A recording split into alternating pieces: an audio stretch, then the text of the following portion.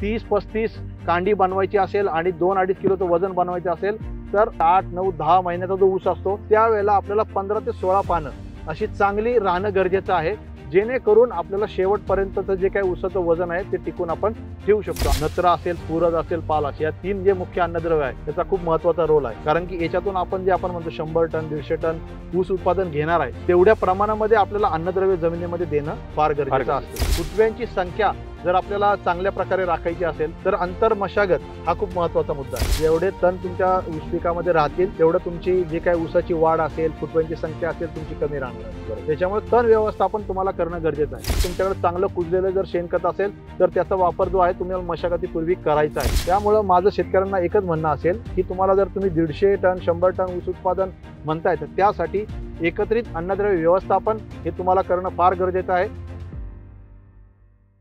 शेतकरी बंधूंनो नमस्कार, मी आपला ॲग्री डॉक्टर तेजस कोल्हे। आज माझ्या सोबत आहेत अतुल टेमगिरे, जे की आपल्याला ऊस उत्पादनाविषयी माहिती देणार आहेत। मित्रांनो, आपलं स्वप्न नक्कीच असेल की ऊसाचं उत्पादन आपल्याला 100 metric ton, 120 metric ton, 150 metric ton हे आपण ऐकतोय, पण ते आपण साध्य करू शकतो का? तर याविषयी जरूर मार्गदर्शन अतुल सर आपल्याला करतील आणि आपलं स्वप्न साकार होण्यासाठी निश्चितच आपल्याला काही महत्त्वाच्या गोष्टी किंवा महत्त्वाच्या या सूचना या व्हिडिओच्या माध्यमातून मिळतील। तर मित्रांनो, या व्हिडिओचा आपण नक्की पूर्ण व्हिडिओ बघा। ॲग्रोस्टारच्या YouTube चॅनलला जर सबस्क्राईब केलं नसेल तर सबस्क्राईब करा, बेल आयकॉनवर क्लिक करा, जेणेकरून YouTubeवर आपले जे नवनवीन व्हिडिओ येतात, ऊसच काय पण इतरही पिकांविषयीचे व्हिडिओ असतात, तर त्या व्हिडिओची माहिती मिळवण्यासाठी बेल आयकॉनवर आपण क्लिक जरूर करा। ऊसाचं 100 मेट्रिक टनापेक्षा जास्त उत्पादन काढायचे।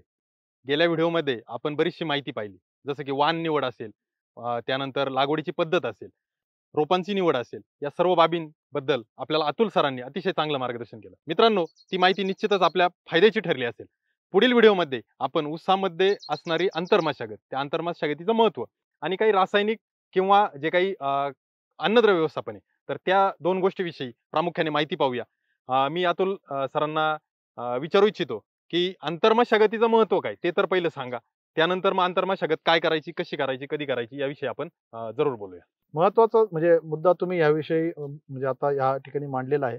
आंतरमशागत ही सर्वच पिकामध्ये खूप महत्त्वाचीच असते, परंतु ऊस पिकामध्ये त्याचं एक वेगळं महत्त्व आहे, कारण की ऊस पिकामध्ये जी काही वाढीची अवस्था असते त्या वाढीच्या अवस्थेमध्ये आपल्याला जे काही टिलर्स जे आपण म्हणतो, फुटवे जे आपण म्हणतो, ते फुटव्यांची संख्या जर आपल्याला चांगल्या प्रकारे राखायची असेल तर आंतरमशागत हा खूप महत्त्वाचा मुद्दा आहे।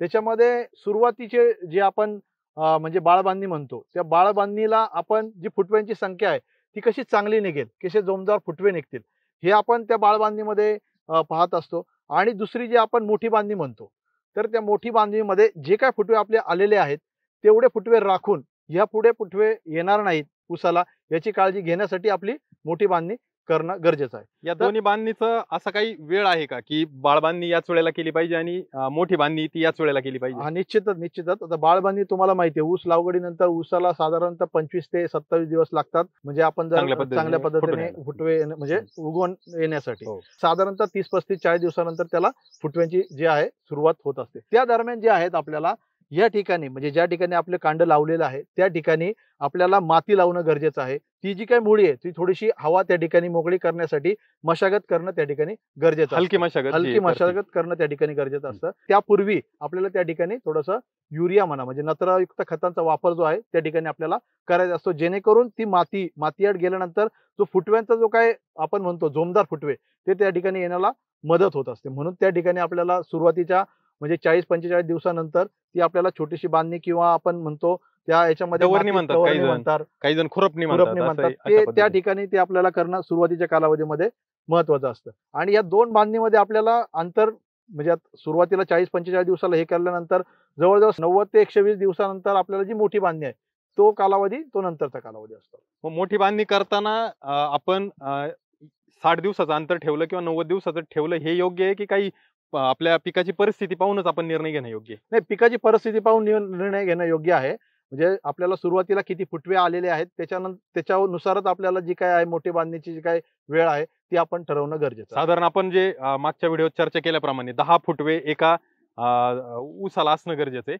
तर ते 10 फुटव्यानंतर ही मोठी बांधणी येस करणं येस येस आवश्यक आहे असं म्हणजे तुमचं हा म्हणणं आहे. नक्की नक्की म्हणजे जे फुटव्याची संख्या आपल्याला जी काही शेवटपर्यंत ठेवायची आहे त्याच्यामध्ये आपल्याला एका डोळ्याला किंवा आपण याला एका बडला म्हणतो आपण 10 फुटवे राखणं गरजेचं आहे. ते 10 फुटवे आल्यानंतर जी आपल्याला मोठी बांधणी करणं गरजेचं आहे जेणेकरून पुढील फुटवे जे आहे आपल्याला थांबवायचे आहेत आणि त्या 10 फुटव्यांची जी काही वाढ जी आहे आपल्याला चांगल्या प्रकारे करून घ्यायची. मागच्या व्हिडिओमध्ये काही शेतकऱ्यांच्या कमेंट आल्या होत्या, की काहींना फुटवे जास्त येण्याचे पण प्रॉब्लेम आलेले म्हणजे फुटवे हे जास्त येतात. असे पण काही शेतकऱ्यांनी कमेंट केल्या होत्या. मग ते जास्त फुटवे कसे थांबवणार आपण? नाही जास्त फुटवे कसे आहेत आपल्याला सुरुवातीच्या कालावधीमध्ये आपण जे काही जर चांगली मशागत केली, जे जोमदार फुटवे आहेत ते आपल्याला सुरुवातीच्या कालावधीमध्ये ठेवायचे आहेत आणि त्याच्यानंतर जे काही आपल्याला माती आपण लावणार आहे म्हणजे आपण 120 दिवसामध्ये जे आपण म्हणतो मोठी बांधणी करायची 10 फुटवे आल्यानंतर, ती आपण जर आपले सुरुवातीला 10 फुटवे जोमदार आले असेल, तर त्यानंतर तुम्ही मोठी बांधणी करू शकता जेणेकरून जे नंतरचे येणारे जे काही फुटवे जास्त प्रमाणामध्ये ते थांबतील. आणि कमी फुटवे आल्यानंतर तुम्ही सांगितल्या पद्धतीनेच, की आपण नत्रसारख्या खतांचा वापर करू शकतो आणि फुटव्यांना चालना देऊ शकतो.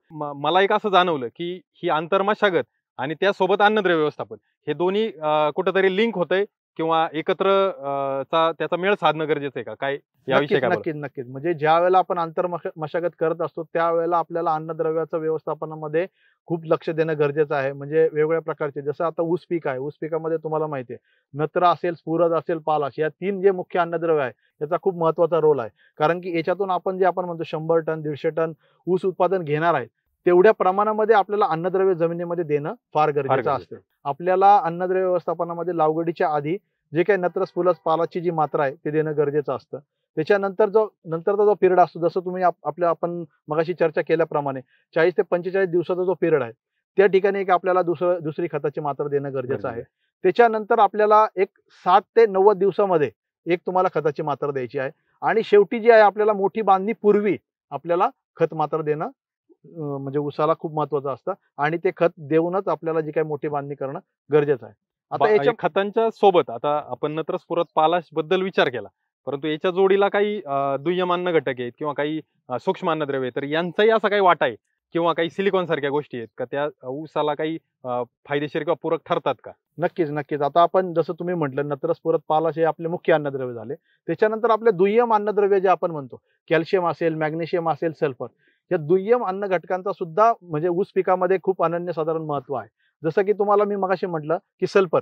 सल्फर हा जो काही घटक आहे, हा सल्फर हे अन्नद्रव्य असं आहे, सल्फरयुक्त खतं जर तुम्ही तुमच्या जमिनीमध्ये वापरली, तर तुमची जर समजा चुनखडीयुक्त जमीन असेल, क्षारयुक्त जमीन असेल, अशा जमिनीमध्ये सल्फरयुक्त खतांचा जर तुम्ही वापर चांगल्या पद्धतीने केला, तर बाकीचे जे काही अन्नद्रव्य आहे, त्याचा अपटेक जो आहे तुमच्या पिकामध्ये वाढणार आहे. तुमच्या जमिनीचा जर सामू जे आपण पीएच म्हणतो, तो जर 8, 8.5, 9च्या वरती असेल, तर अशा जमिनीमध्ये जो काही अन्नद्रव्याचा अपटेक आहे, तो मंदावतो. मग अशा ठिकाणी तुम्ही सल्फरयुक्त खतांचा वापर केला, तर निश्चितच अन्नद्रव्य म्हणजे पीएच तुम्हाला कमी करण्यास मदत होते आणि जे काही इतर अन्नद्रव्य आहे, ते अपटेकचा जो काय आहे, तो महत्त्व त्या पिकामध्ये वाढत राहतं. हे झालं गंधकच्या बाबतीत. अजून कॅल्शियम असेल, मॅग्नेशियम असेल याविषयी? कॅल्शियम किंवा मॅग्नेशियम आता मॅग्नेशियम हा जो आहे आता तुम्हाला माहिती आहे म्हणजे मागील व्हिडिओमध्ये तुम्हाला मी सांगितलं हे जे काही ऊस पीक आहे हे C4 कॅटेगरी मधलं पीक आहे म्हणजे याच्यामध्ये जे सूर्यप्रकाश जेवढा जास्त पडणार आहे तेवढं जास्त अन्न निर्मिती याची होणार आहे. आता अन्न निर्मिती जास्त झाली तर अन्न निर्मिती करण्यासाठी 3 घटक आपले महत्वाचे असतात. त्याच्यामध्ये पहिला जो घटक आहे आपल्याला नत्र असतो, दुसरा घटक आहे मॅग्नेशियम जो दुय्यम अन्न घटकामध्ये येतो आणि तिसरा जो आपला मायक्रोन्यूट्रिएंट सूक्ष्म अन्नद्रव्यांमधला जो येणारा घटक आहे तो म्हणजे फेरस. या 3 अन्नद्रव्य जी आहेत ती झाडाची जी काही जे आता तुम्हाला हिरवेपणा या ठिकाणी दिसतो जो क्लोरोफिल आपण म्हणतो झाडांमधला ते अन्न तयार करण्याची जी क्षमता या 3 अन्नद्रव्यांमध्ये आणि प्लस हवेतला जो काय म्हणजे कार्बन असेल किंवा पाणी असेल या तिघांचं जे काय सूर्यप्रकाश असेल या सर्वांचं मिळून जे आहे झाड जे आपलं अन्नद्रव्य तयार करत असतं.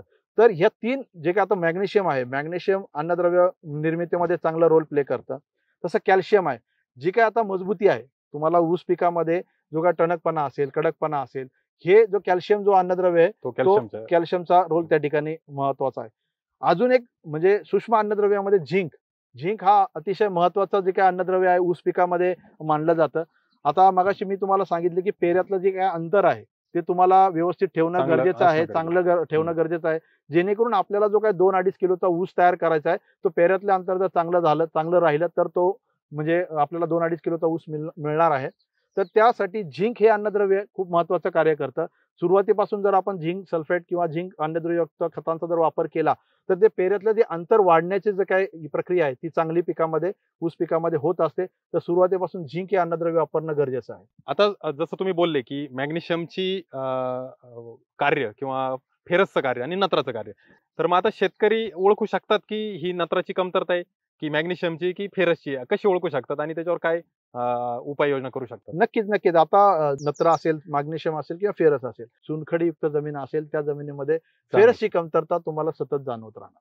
आणि ती ओळखायची कशी? तुम्ही खूप महत्त्वाचा मुद्दा मांडला. आपल्याला फेरस अन्नद्रव्याची जर कमतरता ओळखायची असेल, तर हे जे काही सुरुवातीचं जे काही पहिलं पान असतं, म्हणजे सुरुवातीची जी काही नवीन शेंड्याकडची जी काही पानं असतात, ती एक पिवळसर सफेद कलरची जी पानं होतात. आपल्याला काही याच्यामध्ये लांबून जरी आपण बघितलं तर पिवळसर आणि सफेद आपल्याला प्लॉट दिसत असतो. प्लॉटचा काही पट्टा दिसतो. तो जो आहे तशा प्रकारे जर काही आपल्याला दिसत असेल तर ती फेरस अन्नद्रव्याची जी कमतरता आहे असंच आपण समजू शकतो. नत्र आहे, नत्रामध्ये जे पिवळेपणा जो आपण म्हणतो त्याच्यामध्ये जुन्या पानांमध्ये पिवळेपणा जो आहे तो येत असतो. म्हणजे नत्र जे अन्न आहे याची कमतरता जर आपल्याला कुठल्याही पिकामध्ये ओळखायची असेल, जे जुनं पान आहे त्याच्यावर खालच्या बाजूचे जे पान आहे त्याच्यावर जास्त प्रमाणामध्ये नत्राची जी काही कमतरता दिसून येत असते. नत्र आणि सल्फर या दोन जे अन्नद्रव्य आहे त्याची जे काही लक्षणं जी आहेत ते सेम असतात, जवळपास सारखी असतात. परंतु ती ओळखायची प्रक्रिया आपल्याला अशीच असते की जर जुनं पान असेल, पिवळं पडलं असेल, ती नत्राची कमतरता आपण समजू शकतो. आणि जर वरचं पान जर पिवळं पडत असेल तर आपल्याला गंधकाची कमतरता जी आहे ती आपण समजू शकतो. आणि पान पिवळं पडताना हे पूर्ण पान जे आहे ते पिवळं पडणार आहे. आता मॅग्नेशियमची जर कमतरता असेल तर मधला जो रेष हे आहे तो तुमचा हिरवा राहणार आहे, शिरा हिरव्या राहणार आहे. बाकीचं जे पान आहे तेवढंच पिवळं पडत राहणार. आणि जसं मी मगाशी म्हटलं की मॅग्नेशियम जे आहे ते तुम्हाला अन्नद्रव्य निर्मितीमध्ये खूप महत्वाचं कार्य करतं. आणि आपल्याला जर 30-35 आपल्याला कांडी बनवायची असेल आणि 2-2.5 किलोचं वजन बनवायचं असेल तर आपल्याला पूर्ण ग्रँड ग्रोथ स्टेज जी असते ऊसाची, म्हणजे 8, 9, 10 महिन्याचा जो ऊस असतो त्यावेळेला आपल्याला 15 ते 16 पानं अशी चांगली राहणं गरजेचं आहे, जेणेकरून आपल्याला शेवटपर्यंतचं जे काही ऊसाचं वजन आहे ते टिकून आपण ठेवू शकतो. आणि पानं चांगली राहण्यासाठी तुम्हाला मॅग्नेशियम असेल, नत्र असेल, फेरस असेल ही अन्नद्रव्य देणं फार गरजेचे आहे.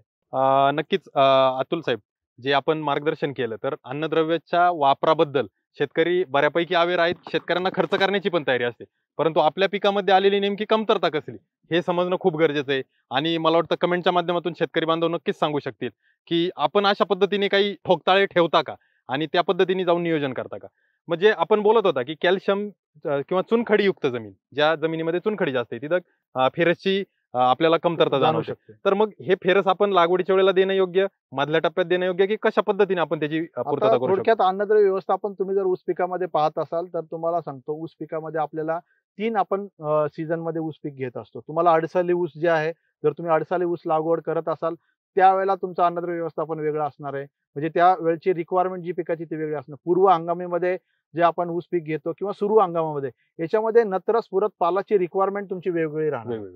म्हणजे तुम्ही जर 8 साली लागवड करत असाल त्या ठिकाणी तुम्हाला नत्र जास्त प्रमाणामध्ये वापरणं गरजेचं आहे, कारण की तो जो आहे तुमचा 16 ते 18 महिन्याचा ऊस राहणार आहे. तुम्ही पूर्व हंगामामध्ये जात असाल तर त्या ठिकाणी नत्र जे आहे तुम्हाला एक 350 किलो पर्यंत नत्र एकरी तुम्हाला देणं गरजेचं आहे. आडसालीमध्ये तुम्हाला जवळजवळ 450 किलो नत्र तुम्हाला गरजेचं आहे. सुरू हंगामामध्ये तुम्ही लागवड करत असाल तर त्या ठिकाणी 250 किलो नत्र तुम्हाला एकरी देणं गरजेचं आहे. आता हे नत्र आपण नत्र म्हणतोय, पण ते वेगवेगळ्या खतातून तुम्हाला वेगवेगळ्या पद्धतीमध्ये जातं. समजा युरिया असेल तुम्हाला 46% नत्र असतो त्या युरियामध्ये. 46% नत्र आपण म्हणतो ते 100 किलो, म्हणजे 2 युरियाच्या बॅगमध्ये तुमचा 46 किलो नत्र जाणार. म्हणजे तुम्ही जर एक बॅग जर टाकत असाल त्यावेळेला तुम्हाला 23% नत्र तुमचं जाणार आहे. दुसरा स्फुरद जे आहे आपल्याला जवळजवळ स्फुरदाचं जे काही उपलब्धता आपल्या ऊस पिकासाठी 6 ते 8 महिने आपल्याला करणं गरजेचं असतं.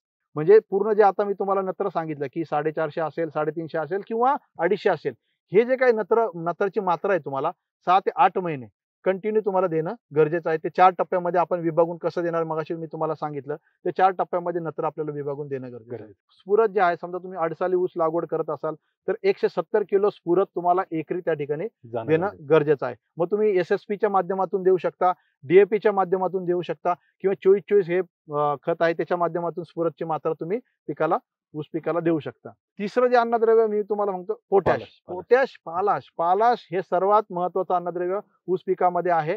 भले त्याची जी मात्रा आहे 170 किलो मात्रा तुम्हाला अडसाली आणि पूर्व हंगामासाठी लागते आणि जवळजवळ 110 110 किलो मात्रा जी आहे तुम्हाला सुरू हंगामासाठी लागते. आपल्या जमिनींमध्ये पालाश आहे त्यामुळे कदाचित त्याची मात्रा कमी लागत असेल, परंतु ते वापरणं पण गरजेचं आहे. वापरणं गरजेचं आहे. मात्रा आहे, परंतु ते अवेलेबल स्वरूपात किती आहे ते आपल्याला बघणं महत्वाचं आहे. म्हणजे त्यासाठी तुम्हाला लागवडीपूर्वी एक माती परीक्षण करून घेणं गरजेचं आहे. माती परीक्षण जर तुम्ही केलं तर तुम्हाला निश्चितच तुमच्या जमिनीमध्ये कोणकोणते अन्नद्रव्य किती प्रमाणामध्ये आहेत, उपलब्ध स्वरूपात आहे की नाही हे सुद्धा मात्रा कळेल. जसं की आपण मगाशी कॅल्शियम म्हणजे चुनखडीचं आपण चर्चा करत होतो. चुनखडीमध्ये काय कॅल्शियम कार्बोनेट म्हणजे कॅल्शियम. आपण म्हणू या जमिनीमध्ये कॅल्शियम टाकण्याची गरज नाही, पण तसं नाहीये. कॅल्शियम कार्बोनेट चुनखडी म्हणजे हा कॅल्शियमचा असा स्रोत आहे, तो न विरघळणारा आहे, तो पाण्यामध्ये विरघळत नाही आणि तो पाण्यामध्ये विरघळत नसल्यामुळे तो तुमच्या पिकाला काही उपयोगाचा नाही. म्हणून आपल्याला कॅल्शियमची मात्रा त्या ठिकाणी देणं गरजेचं आहे. असं जसं पोटॅश आहे, पोटॅश पण आपल्याला सुरुवातीपासून शेवटपर्यंत पोटॅशची मात्रा देणं गरजेचं आहे. मग तुमच्याकडे जर ड्रीप असेल तर तुम्ही वॉटर सोल्युबल खताच्या माध्यमातून सुद्धा ते शेवटपर्यंत उपलब्धता पिकाला करू शकता. मगाशी तुम्ही फेरस असेल, झिंक असेल, हे कधी आणि कशा पद्धतीने वापरायचं हे तुम्ही मगाशी विचारलं. तर त्याच्यामध्ये महत्वाचे 2 मुद्दे आहेत. एक तर सुरुवातीला जे आपण बेसल डोस म्हणतो लागवडीपूर्वीचा जो डोस आहे, तर लागवडीपूर्वीच्या डोसमध्ये सुद्धा आपल्याला जसं नत्र स्फुरद पालाश वापरणं गरजेचं आहे. नत्राचं जे काही लागवडीच्या पूर्वी युरियाचा वापर तुम्ही करू नका. शक्यतो त्या ठिकाणी DAP असेल, 24-24-0 असेल, 10-26-26 असेल, अशा खतांचा तुम्ही सुरुवातीच्या अवस्थेमध्ये लागवडीच्या वापर करू शकता. शक्यतो युरियाचा वापर जो आहे सुरुवातीच्या काळामध्ये करायचा नाही. बेसल डोस मध्ये ज्या वेळेला मी तुम्हाला सांगितलं आहे 40-45 दिवसामध्ये जे आपल्याला माती थोडीशी हे करून त्या ठिकाणी डखरणी करून आपल्याला त्या ठिकाणी युरियाची मात्रा देऊन ते करणं गरजेचं आहे. त्या ठिकाणी जरूर आपल्याला युरियाचा वापर करायचा, जेणेकरून आपले फुटवे जो आहे तो चांगल्या प्रकारे त्या ठिकाणी निघणार आहेत. फेरस सल्फेट असेल, झिंक सल्फेट असेल किंवा मॅग्नेशियम सल्फेट असेल, हे सुरुवातीला किंवा सल्फर असेल, हे बेसल डोस मध्ये तुमचं जाणं गरजेचं आहे. सुरुवातीला का देणं गरजेचं आहे, कारण की याचा उपलब्ध होण्याचा कालावधी प्रत्येकाचा वेगवेगळा आहे. जसं नत्र असेल, नत्र प्रत्येक खतामध्ये आपण जे नत्र देतो त्याचा उपलब्ध होण्याचा कालावधी वेगळा आहे. स्फुरद असेल, स्फुरद आपण तुम्ही DAP मधून दिलं तर त्याचा उपलब्ध होण्याचा कालावधी 15 ते 20 दिवसाचा असतो. तुम्ही SSP मधून दिलं त्याचा कालावधी जास्त आहे. तुम्ही बाकीच्या आपण विद्राव्य खतामधून दिलं तर तो लवकर उपलब्ध होऊ शकतो. त्याच्यामुळं सुरुवातीच्या बेसल डोस मध्ये तुम्हाला एक तर नत्र स्फुरद पालाश प्लस त्याबरोबर मॅग्नेशियम सल्फेट, फेरस सल्फेट असेल, झिंक सल्फेट याचा वापर सुरुवातीला करायचा. आणि त्याच्यानंतर जे आपली 40 ते 45 दिवसाला जी काही आपण खतं वापरणार आहोत, जे आपल्याला फुटवे निघण्यासाठी चांगला आहे, त्या ठिकाणी आपल्याला नत्राचा वापर त्या ठिकाणी करणं गरजेचं आहे. आणि 60 ते 90 दिवसामध्ये जो डोस द्यायचा आपल्याला, त्या ठिकाणी पुन्हा एकदा तुम्हाला नत्र स्फुरद पालाश असेल, मॅग्नेशियम असेल, सल्फर असेल, झिंक असेल आणि फेरस असेल, या अन्नद्रव्याची पूर्तता त्या ठिकाणी करणं गरजेचं आहे. आपण एकात्मिक अन्नद्रव्य व्यवस्थापनाबद्दल सुद्धा ऐकलं असेल. एकात्मिक अन्नद्रव्य व्यवस्थापन म्हणजे काय, रासायनिक खताबरोबर तुम्हाला सेंद्रिय खतांचा किंवा हिरवळीच्या खतांचा यांचा वापर करणं पण फार गरजेचं आहे. याचा ज्या वेळेला तुम्ही एकत्रितरित्या वापर करतात त्यावेळेला तुमचे क्षारयुक्त जमीन असू दे किंवा चुनखडीयुक्त जमिनी असू दे, त्यामध्ये म्हणजे अन्नद्रव्याची जी उपलब्धता आहे ती चांगल्या प्रकारे होण्यासाठी एकत्रित अन्नद्रव्य व्यवस्थापन करणं फार गरजेचं आहे. तुमच्याकडे चांगलं कुजलेलं जर शेणखत असेल तर त्याचा वापर जो आहे तुम्हाला मशागतीपूर्वी करायचा आहे. मी परत एकदा सांगतो, चांगलं कुजलेलं शेणखताचा वापर तुम्ही या ठिकाणी करा. जर तुमचं शेणखत कुजलेलं नसेल आणि त्याचा जर वापर तुम्ही त्या ठिकाणी केला तर ते शेणखत कुजण्यासाठी त्याचा कालावधी परत तो तुम्हाला 1.5 महिने 2 महिने तो कालावधी घेणार. त्याच्यानंतर ते तुमच्या पिकाला लागू होणार आहे आणि त्या कालावधीमध्ये ते कुजण्यासाठी त्या जमिनीमध्ये तुम्ही ज्या ठिकाणी ते शेणखत टाकलेलं आहे त्या जमिनीमधले काही अन्नद्रव्य असतील, मायक्रो ऑर्गॅनिझम असेल, त्याचा वापर जो आहे तो शेणखत कुजवण्यासाठी होत असतो. त्याच्यामुळं आपल्या पिकासाठी त्याचा वापर मग कमी होत असतो. म्हणून चांगलं कुजलेलं शेणखत जे आहे तेच तुम्हाला सुरुवातीला वापरायचं आहे. आता हिरवळीचं खत, काही शेतकरी धेंच्या असेल, ताग असेल, हे हिरवळीच्या खताचा सुद्धा वापर करतात. तर ते आपल्याला कधी करायचं आहे, म्हणजे आपल्याला लागवड करण्यापूर्वी आपल्याला जे आहे त्याची पेरणी करायची आहे आणि फुलोरा अवस्था पूर्वी म्हणजे फुलोरा अवस्था येण्याच्या सुरुवात झाल्यानंतर लगेच आपल्याला त्याची जी आहे ती जमिनीमध्ये ट्रॅक्टरच्या साहाय्याने गाडणं फार गरजेचं आहे. हिरवळीचं खत असू दे, त्याच्यामध्ये ताग धेंच्या हे जर जमिनीमध्ये तुम्ही जर गाडलं आणि ते त्या ठिकाणी कुजलं, चांगल्या प्रकारे जर कुजलं, ते चांगलं उत्तम हिरवळीचं खत म्हणून ते काम करणार आहे. जमिनीमध्ये कुठल्याही म्हणजे अन्नद्रव्य तुम्ही जे काही खतं टाकता त्याचं उपलब्ध करण्यासाठी काही जीवाणू कार्यरत असतात आणि ते जीवाणू जे कार्यरत होतात ते या सेंद्रिय कर्ब तुमच्या जमिनीमध्ये किती आहे याच्यावर त्यांची संख्या ठरली राहते आणि त्याच्यामुळं तुमचं जे काही अन्नद्रव्य उपलब्धतेचा जो वेग आहे तो वाढणार आहे. त्याच्यामुळं तुम्ही सेंद्रिय आणि हिरवळीचं खत सुरुवातीच्या कालावधीमध्ये त्याचा वापर निश्चित करा. त्याच्यानंतर आपण रासायनिक खताचा वापर करणार आहोत. त्याच्यामध्ये जसं काही निंबोळी पेंट आहे सेंद्रिय खतामध्ये निंबोळी पेंटचा सुद्धा सुरुवातीला वापर करणं गरजेचं आहे. जेणेकरून सुरुवातीला काही हुमणी असेल किंवा बाकी इतर काही जे काही सॉइल बॉर्न डिसीज असतील ते क्युअर म्हणजे कंट्रोल करण्यासाठी निमॅटोड थोड्याफार प्रमाणामध्ये जमिनीमध्ये असतील तर म्हणजे आपल्याला निंबोळी पेंटचा जो वापर आहे तो अतिशय फायदेशीर ठरत असतो.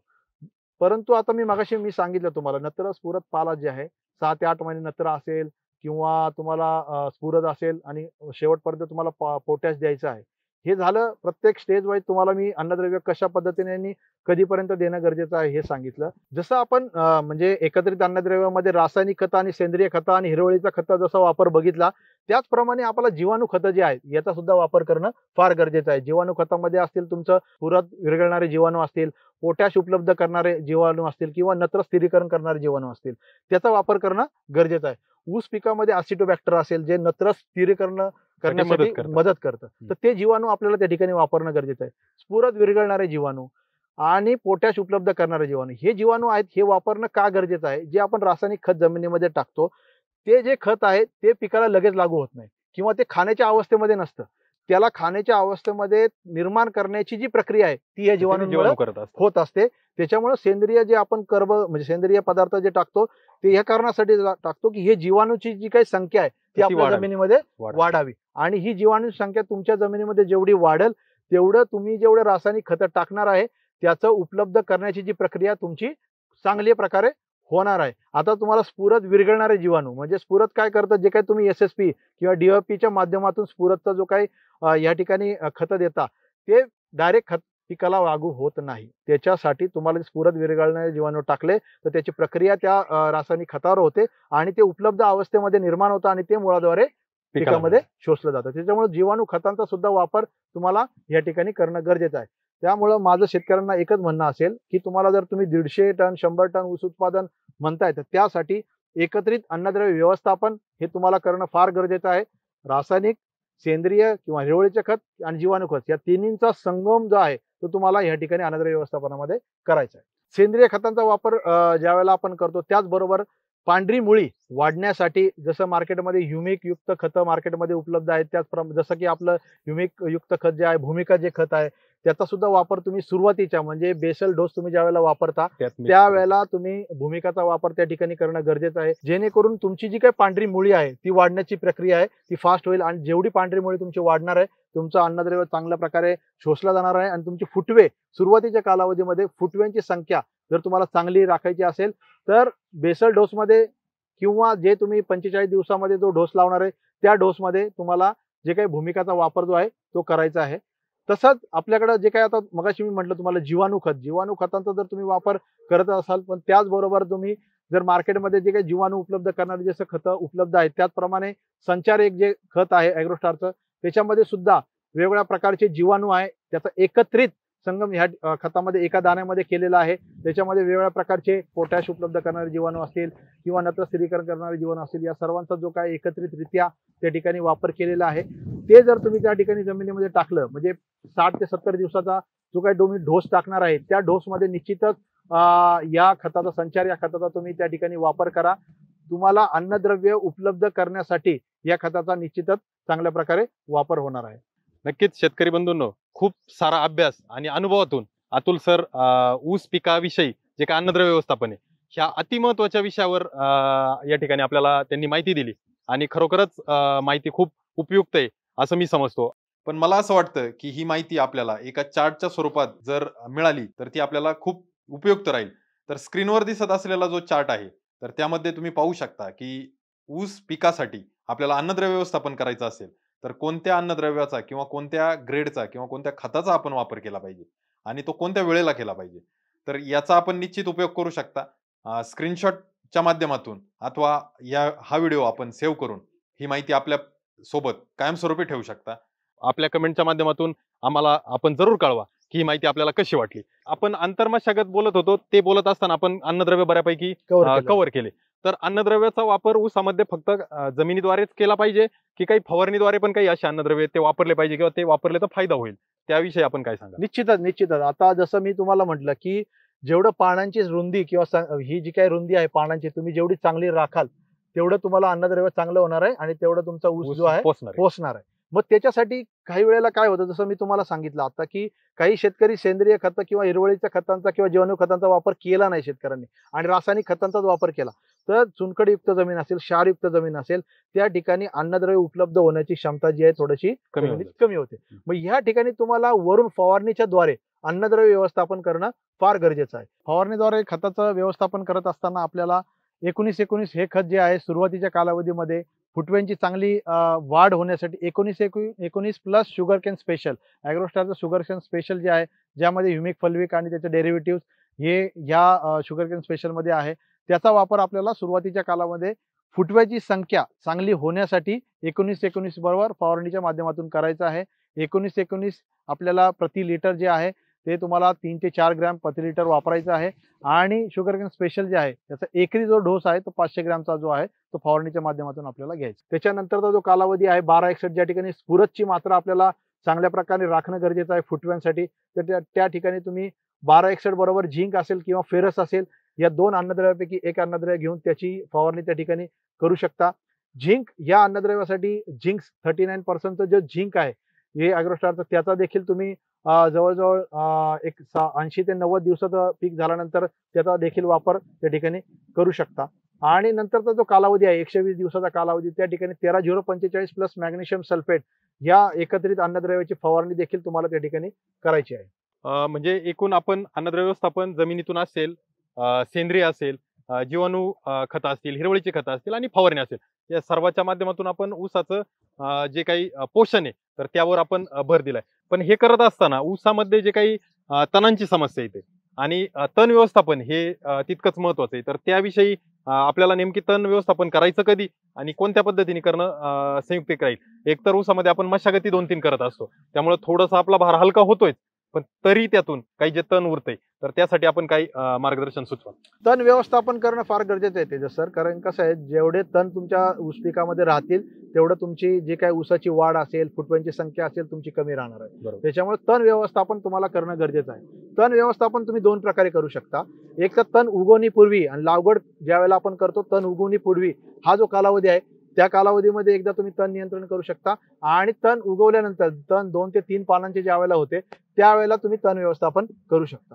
तुम्हाला ज्या वेळेला सुरुवातीला तण व्यवस्थापन करायचं आहे त्यावेळेला मेट्रिबिंझिन नावाचं जे काही घटक असलेलं जे काही औषध आहे त्याचा वापर तुम्हाला करायचा. जसं की आपलं वारिस आहे त्याचा वापर तुम्ही सुरुवातीच्या कालावधीमध्ये लागवड केल्यानंतर लगेचच आपल्याला त्याचं जे काही फवारणी करायची आहे जमिनीवरती करायची आहे. त्याच्यामध्ये तुम्हाला पाणी खूप महत्वाचं आहे. तुम्ही जेवढं पाणी जास्त त्या ठिकाणी वापराल त्यावेळेला त्याचा जो कव्हरेज आहे तो चांगला त्या ठिकाणी होणार आहे. त्याच्यामुळे जवळजवळ 300 ते 400 लिटर पाणी तुम्हाला त्या ठिकाणी घ्यायचं आहे आणि 500 ते 600 ग्रॅम तुम्हाला जो आहे मेट्रिबिंझिन नावाचं घटक असलेलं वारिस जे औषध ते त्या ठिकाणी वापरायचं. म्हणजे सुरुवातीला आपलं तण म्हणजे लागवड केल्यानंतर लगेच तुम्हाला तण उगवणीपूर्वीचा जो काय हा पिरियड आहे त्या पिरियडमध्ये याचा वापर करायचा आहे.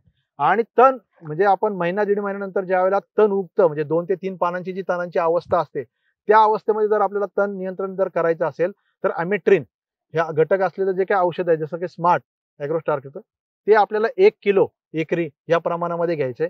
त्याचबरोबर 2,4-D हे आपल्याला साधारण 1 लिटर आपल्याला एकरी या प्रमाणामध्ये घ्यायचं आहे. या दोन्हीचं आपण संयुक्तरित्या फवारणी जी आहे ती तण नियंत्रणासाठी ऊस पिकामध्ये आपण करू शकतो.